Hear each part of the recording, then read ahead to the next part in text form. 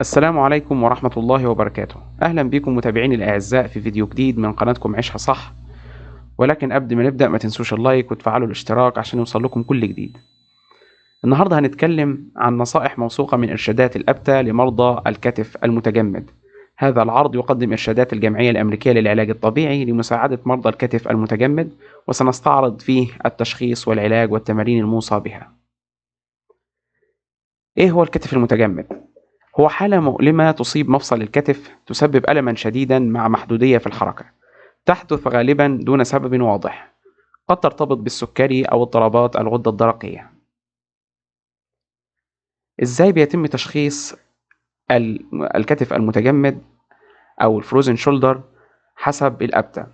أولا، يلاحظ انخفاض في مدى الحركة، تقييد بنسبة 25% على الأقل في مستويين مختلفين من حركة الكتف. كما يحدث فقدان في الدوران الخارجي، نقص بنسبة 50% أو أكثر في الدوران الخارجي السلبي مقارنة بالكتف السليم.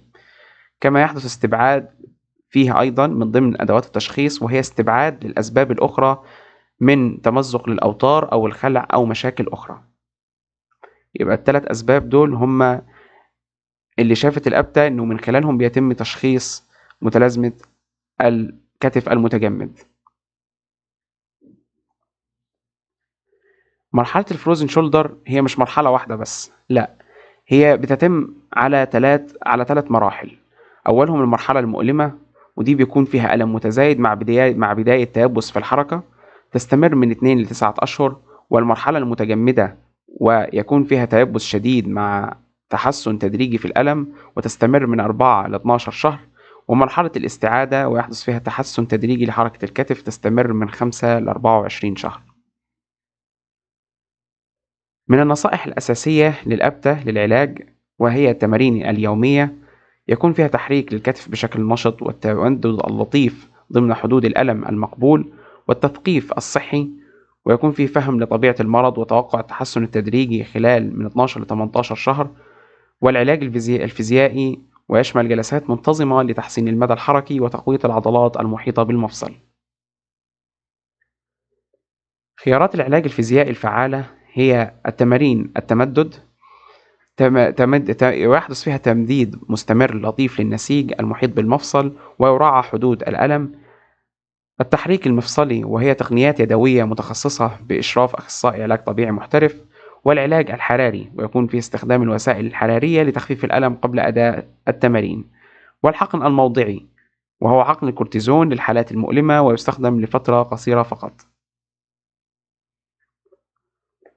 من التوصيات لتعديل الأنشطة اليومية، مثلا في ارتداء الملابس، استخدام تقنيات بديلة للارتداء وخلع الملابس بأقل ألم ممكن. والنوم من خلال وضعيات خاصة للنوم تقلل الضغط على الكتف المصاب. وتعديل وضعية الجلوس، واستخدام أدوات مساعدة عند الحاجة، وهذا في تناول الطعام. والنظافة الشخصية من استخدام اليد السليمة وأدوات ذات مقابض طويلة للمساعدة. هنا بنتكلم في الملخص ونصائح ختامية إن الشفاء التدريجي لحالات الكتف المتجمد أو ما تعرف بالفروزن شولدر، بنقول إن معظم الحالات بتتحسن من 12 ل 18 شهر بدون تدخل فيزيائي أو جراحي أو أي شيء. الانتظام في التمارين هو المفتاح للتعافي، والمتابعة المستمرة من خلال التواصل مع أخصائي العلاج الطبيعي حتى الشفاء الكامل.